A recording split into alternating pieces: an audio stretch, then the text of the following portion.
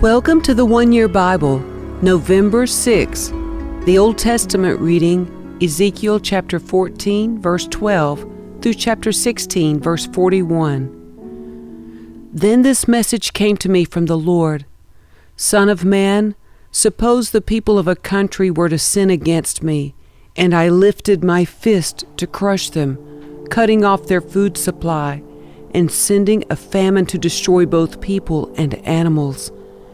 Even if Noah, Daniel, and Job were there, their righteousness would save no one but themselves, says the sovereign Lord.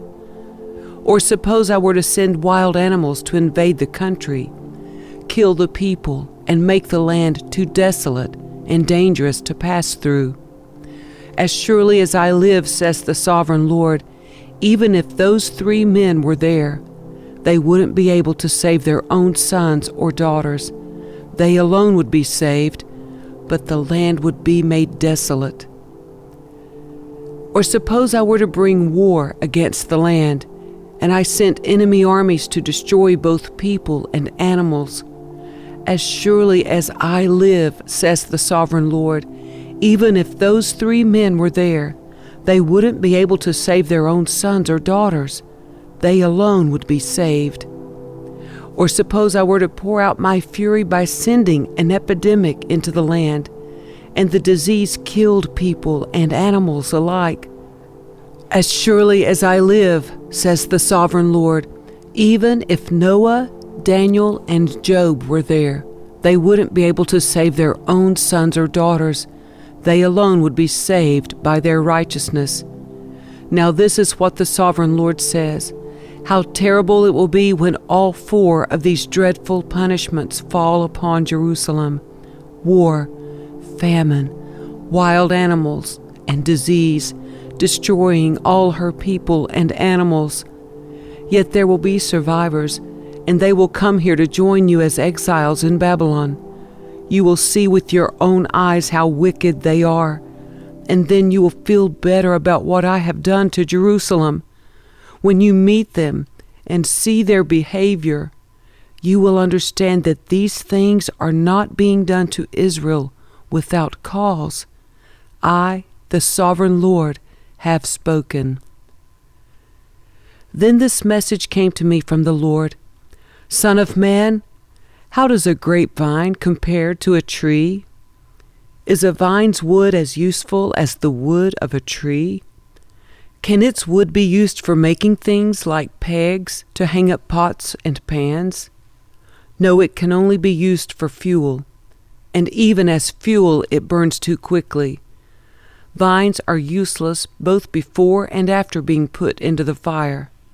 And this is what the sovereign Lord says: the people of Jerusalem are like grapevines growing among the trees of the forest. Since they are useless, I have thrown them on the fire to be burned, and I will see to it that if they escape from one fire, they will fall into another. When I turn against them, you will know that I am the Lord, and I will make the land desolate because my people have been unfaithful to me. I, the sovereign Lord, have spoken.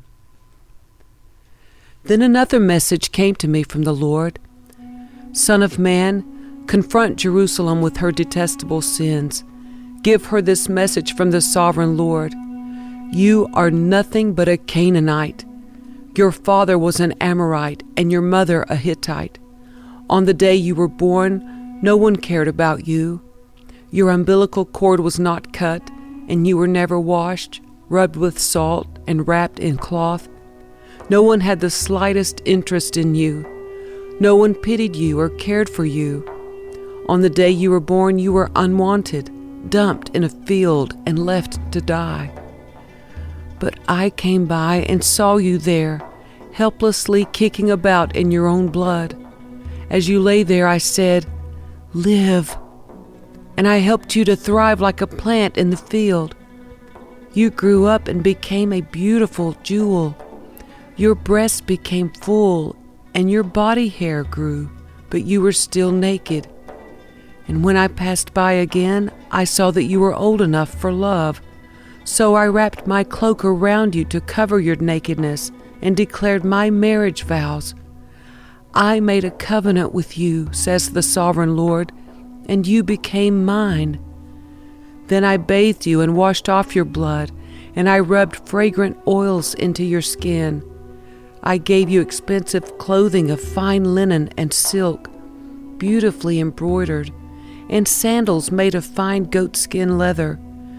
I gave you lovely jewelry, bracelets, beautiful necklaces, a ring for your nose, earrings for your ears, and a lovely crown for your head. And so you were adorned with gold and silver. Your clothes were made of fine linen and costly fabric, and were beautifully embroidered. You ate the finest foods, choice flour, honey, and olive oil, and became more beautiful than ever.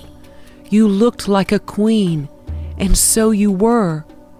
Your fame soon spread throughout the world because of your beauty. I dressed you in my splendor and perfected your beauty, says the Sovereign Lord. But you thought your fame and beauty were your own. So you gave yourself as a prostitute to every man who came along.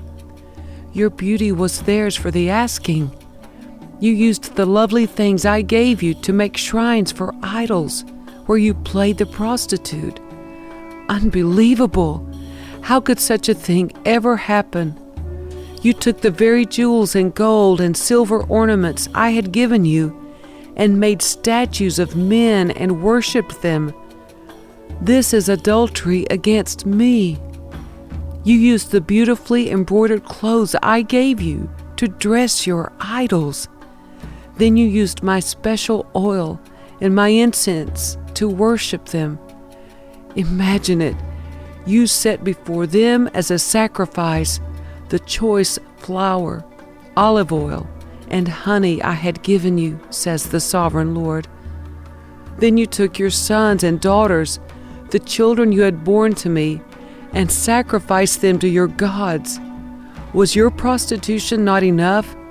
Must you also slaughter my children by sacrificing them to idols? In all your years of adultery and detestable sin, you have not once remembered the days long ago when you lay naked in a field, kicking about in your own blood. What sorrow awaits you, says the Sovereign Lord. In addition to all your other wickedness, you built a pagan shrine and put altars to idols in every town square. On every street corner you defiled your beauty, offering your body to every passerby in an endless stream of prostitution. Then you added lustful Egypt to your lovers, provoking my anger with your increasing promiscuity. That is why I struck you with my fist and reduced your boundaries. I handed you over to your enemies, the Philistines, and even they were shocked by your lewd conduct. You have prostituted yourself with the Assyrians too. It seems you can never find enough new lovers. And after your prostitution there, you still were not satisfied. You added to your lovers by embracing Babylonia, the land of merchants, but you still weren't satisfied. What a sick heart you have, says the Sovereign Lord, to do such things as these, acting like a shameless prostitute. You build your pagan shrines on every street corner and your altars to idols in every square. In fact, you have been worse than a prostitute, so eager for sin that you have not even demanded payment. Yes, you are an adulterous wife who takes in strangers instead of her own husband. Prostitutes charge for their services, but not you. You give gifts to your lovers, bribing them to come and have sex with you. So you are the opposite of other prostitutes. You pay your lovers instead of their paying you. Therefore, you prostitute, listen to this message from the Lord. This is what the Sovereign Lord says.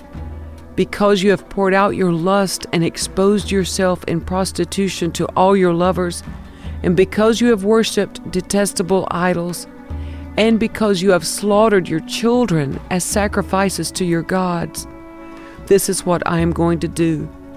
I will gather together all your allies, the lovers with whom you have sinned, both those you loved and those you hated. And I will strip you naked in front of them so they can stare at you. I will punish you for your murder and adultery. I will cover you with blood in my jealous fury. Then I will give you to these many nations who are your lovers, and they will destroy you. They will knock down your pagan shrines and the altars to your idols. They will strip you and take your beautiful jewels, leaving you stark naked. They will band together in a mob to stone you and cut you up with swords. They will burn your homes and punish you in front of many women. I will stop your prostitution and end your payments to your many lovers.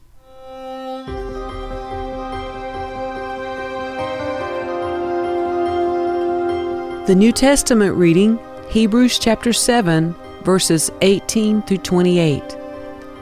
Yes, the old requirement about the priesthood was set aside because it was weak and useless, for the law never made anything perfect. But now we have confidence in a better hope through which we draw near to God. This new system was established with a solemn oath. Aaron's descendants became priests without such an oath, but there was an oath regarding Jesus, for God said to him, "The Lord has taken an oath and will not break his vow. You are a priest forever." Because of this oath, Jesus is the one who guarantees this better covenant with God. There were many priests under the old system, for death prevented them from remaining in office. But because Jesus lives forever, his priesthood lasts forever. Therefore he is able, once and forever, to save those who come to God through him. He lives forever to intercede with God on their behalf. He is the kind of high priest we need because he is holy and blameless, unstained by sin. He has been set apart from sinners and has been given the highest place of honor in heaven. Unlike those other priests, he does not need to offer sacrifices every day. They did this for their own sins first, and then for the sins of the people. But Jesus did this once for all when he offered himself as the sacrifice for the people's sins. The law appointed high priests who were limited by human weakness. But after the law was given, God appointed his Son with an oath, and his Son has been made the perfect high priest forever.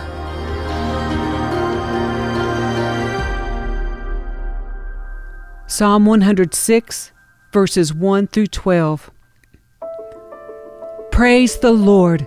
Give thanks to the Lord, for he is good. His faithful love endures forever.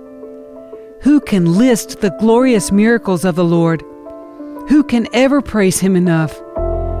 There is joy for those who deal justly with others and always do what is right. Remember me, Lord, when you show favor to your people. Come near and rescue me. Let me share in the prosperity of your chosen ones. Let me rejoice in the joy of your people. Let me praise you with those who are your heritage. Like our ancestors, we have sinned. We have done wrong. We have acted wickedly. Our ancestors in Egypt were not impressed by the Lord's miraculous deeds. They soon forgot his many acts of kindness to them. Instead, they rebelled against him at the Red Sea. Even so, he saved them to defend the honor of his name and to demonstrate his mighty power. He commanded the Red Sea to dry up. He led Israel across the sea as if it were a desert. So he rescued them from their enemies and redeemed them from their foes. Then the water returned and covered their enemies. Not one of them survived. Then his people believed his promises. Then they sang his praise.